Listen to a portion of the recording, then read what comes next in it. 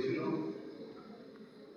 আজকে সন্ধ্যায় মায়ের কথা তো বললে শেষ হয়নি, আর অনেক সময় লাগবে। ছোট করে একটু মায়ের কথা আজকে আলোচনা হচ্ছে। সবাই আমরা জানি মা জয়রামবাটিতে একটি ছোট্ট গ্রামে, তখন নামও ছিল না, মানে কেউ জানতো না, সেই গ্রামে জন্মগ্রহণ করেছিলেন।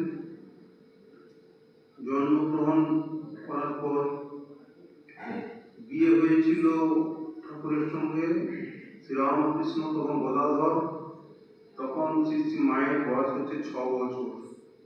মা পরে বলতেন, বিয়ের কথা কিছু মনে নেই, তবে এটা মনে আছে যে খেজুরের সময় আমার বিয়ে হয়েছিল। 6 বছর বয়স, তার তো মনে থাকার কথা নয়।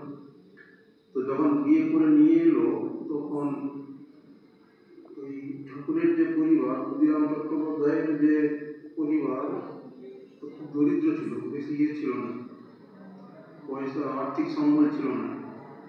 তো পাশে লাহাবাবুদের ঘর থেকে সোনার গয়না এনে মাকে করিয়েছিল। 6 বছর বয়স, প্রণালীও তাদের ঘর থেকে এনে গয়না করিয়ে সাজিয়েছিল। তাদেরকে তো গয়না ফেরত দিতে হবে। তখন সবাই চিন্তা করছে কি করে ওই ছোট মেয়ে গা থেকে গয়না কি করে খুলবো।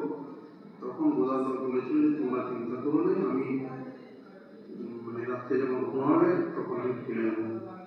তো খুলে নিয়েছে। নেবার পর সকালে উঠে বাচ্চা মেয়ে যা করে, কান্নাকাটি করছে, তখন গদাধরের ঠাকুরের মা বলেছিল যে তুমি কান্নাকাটি করোনি, গদায় তোমাকে অনেক গয়না গড়িয়ে দিবে। অনেক দেয়নি, কিন্তু কয়েকটা গড়িয়ে দিয়েছিল। হাতের মোটা ওইগুলি বালার মতন এগুলো আর ইত্যাদি সব কি গড়িয়ে দিয়েছিল। তো 6 বছর বিয়ের পরে তো জয়রামবাটি এসেছিলেন। তারপরে ঠাকুর কামারপুরে চলে গেলেন, দক্ষিণেশ্বরে। এরপরে যখন একটু বয়স হলো, 12, 13, 14 বছর বয়স যখন হলো, তখন আমাদের কামারপুরে এসছেন একবার, আবার জয়রামবাটি চলে গেলেন। কিন্তু এই সময় খবর এলো যে গদাধরের মাথা খারাপ হয়ে গেছে। সবাই ওই কথা বলতো, তোর স্বামী পাগল। কত সবাই মিলে ওই একই কথা এসে বলতো। তখন আর মানে বেরোতো না ঘর থেকে, এরকম অবস্থা, সবাই একই কথা বলতো।